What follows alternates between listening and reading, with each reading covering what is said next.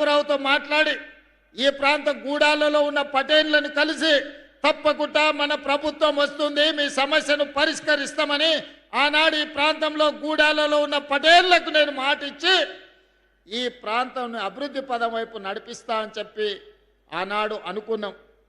అదేవిధంగా మా మిత్రులు ప్రేమ్ సాగర్ రావు గారు ఎప్పుడు మాట్లాడినా మాకొక సమయంలో నమ్మకం విశ్వాసం సన్నగిల్లినప్పుడు అన్నా మీరు అధైర్యపడకండి, ప్రభుత్వం వస్తుంది, ప్రభుత్వం వచ్చిన తర్వాత నీ సొంత జిల్లా పాలమూరుకి ఏ ప్రాధాన్యత ఉంటుందో అత్యంత వెనుకబడిన ప్రాంతం 70 సంవత్సరాలు అభివృద్ధికి నోచుకొని ఆదిలాబాదును పాలమూరుతో సమానంగా నువ్వు అభివృద్ధి చేయాలి, ఈ ఒక్క మాట నువ్వు నాకివ్వు, ఈ జిల్లా మొత్తం నీకు అండగా నిలబడుతుందని మిత్రులు ప్రేమ్ సాగర్ రావు అనేటోడు. వారు మాట్లాడినప్పుడు ధైర్యం వచ్చేది, గుండె నిండా ఊపిరి పీల్చుకొని కొట్లాటకు సిద్ధమయ్యేది. మళ్ళా నెల తిరుగుతేనే ఏమవుతుందో అని భయం ఉండేది. ధైర్యం కాస్త భయంగా మారి భయం నుంచి పోరాటం చెయ్యాలి, ఈ పోరాటంలో విజయమన్న సాధించాలి, లేకపోతే ఈ ప్రాంతమే ఎడారిగా మారుతుంది. ఈ ప్రజల కోసం ఎట్టి పరిస్థితుల్లో ప్రజాపాలన తీసుకురావాలి అని ఒక ఉక్కు సంకల్పంతో ఎన్ని కేసులు పెట్టినా, ఎన్ని అక్రమ నిర్బంధాలు చేసినా, ఎన్ని రకాల అవంతరాలు కల్పించినా, ఎన్ని ఒత్తిళ్లు చేసినా వాటికి నిలబడి గుండె ధైర్యంతో కాంగ్రెస్ పార్టీ కార్యకర్తలు కొట్లాడినరు కాబట్టే ఈనాడు ప్రజాపాలన అధికారంలోకి వచ్చింది. మిత్రులారా, నేను చాలా సందర్భాలలో చెప్పిన ఎన్నికలు వచ్చినప్పుడే రాజకీయాలు, ఎన్నికలు వచ్చినప్పుడే జెండాలు ఎజెండాలు, ఎన్నికలు వచ్చినప్పుడు మన పార్టీని మన వాళ్ళని గెలిపించుకోవడానికి 100% ప్రయత్నం చేద్దాం.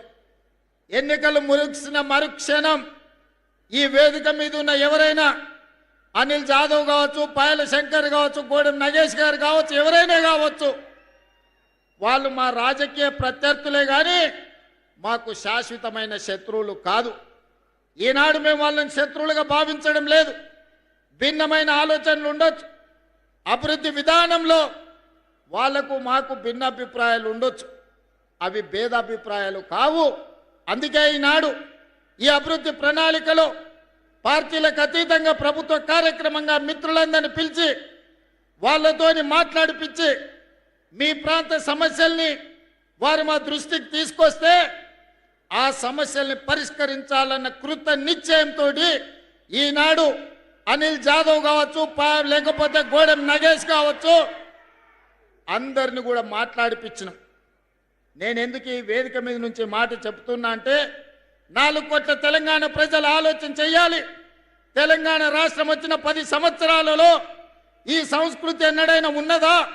ఈ సాంప్రదాయం ఎన్నడైనా కొనసాగించిందా? ఆనాడు ముఖ్యమంత్రులు మంత్రులు వస్తున్నారంటే ప్రతిపక్షాలకు సంబంధించిన ఎమ్మెల్యేలను కార్యకర్తలను పోలీస్ స్టేషన్లో నిర్బంధించి బందర్ దొడ్లో కొట్టినట్టు పోలీస్ స్టేషన్లో కొట్టేటోళ్ళు. ఇవాళ పరిస్థితి లేదు. ఇది ప్రజాస్వామిక పరిపాలన, ఇది ప్రజాపాలన. ప్రజాపాలనలో ప్రతిపక్షాలకు సహేతుకమైన సమస్యల్ని లేవనెత్తడానికి అవకాశం ఇవ్వాలి. శాసనసభలో శాసన మండలిలో ప్రశ్నలు లేవనెత్తడానికి, ప్రభుత్వం నుంచి పనులను సాధించుకోవడానికి అవకాశం ఇవ్వాలని చట్ట సభల్లోనే కాదు బహిరంగ వేదికల్లో కూడా మా ప్రతిపక్షాలైన ఎమ్మెల్యేలను ఎంపీలను మాట్లాడిపిస్తున్నాం. ఈ సాంప్రదాయాన్ని తెలంగాణలో కొనసాగించాలి. తెలంగాణ అంటే రాజకీయ విలువలకు వేదిక, తెలంగాణ అంటే ఒకరినొకరి గౌరవించుకునే ప్రాంతమని ఈ దేశానికే ఆదర్శంగా నిలబడాలని ఈనాడు ఒక మంచి సాంప్రదాయానికి ప్రయత్నం చేస్తున్నాం. మా మిత్రులు కలిసి వచ్చినందుకు వారికి మనస్ఫూర్తిగా నేను ధన్యవాదాలు తెలియజేస్తున్నాను. కొంతమంది కొన్నిసార్లు మైకు వస్తే చాలు ఏది మాట్లాడుతున్నాం, ఎందుకు మాట్లాడుతున్నాం, ఎప్పుడు మాట్లాడుతున్నాం, ఎలాంటి భాష వాడుతున్నామనే విచక్షణ కోల్పోయి ఏది పడితే అది మాట్లాడడం ద్వారా పేదలకు, దళితులకు, ఆదివాసులకు, గిరిజనులకు అన్యాయం జరుగుతుంది. ఇన్నవాడికి మాట్లాడే వాటికి వచ్చే నష్టం ఏం లేదు. కానీ అదే సమస్యల్ని ఒక పద్ధతి ప్రకారం లేవనెత్తితే ఈనాడు మంజూరు చేసిన ప్రాజెక్టులు మా శాసనసభ్యులు ఏం లేరు. ఈరోజు young India integrated residential school కావచ్చు, సాగునీటి ప్రాజెక్టులు కావచ్చు, రోడ్లు కావచ్చు, ఇచ్చిన పనులు కాంగ్రెస్ పార్టీ శాసనసభ్యులు పార్లమెంట్ సభ్యులు లేరు. లేకపోయినా ఇది పేదలకు అన్యాయం జరగకూడదు, పేదలకు మేలు జరగాలి, ఈ ప్రాంతంలో అభివృద్ధి పెంచాలి అని ఈనాడు ఇన్ని పనుల్ని మంజూరు చేసి ఈరోజు 1250 కోట్ల రూపాయలతోని మా మిత్రులు బట్టి విక్రమార్క గారు ఉదయం బయలుదేరే ముందు నాకు ఒక ఫోన్ చేసిరు.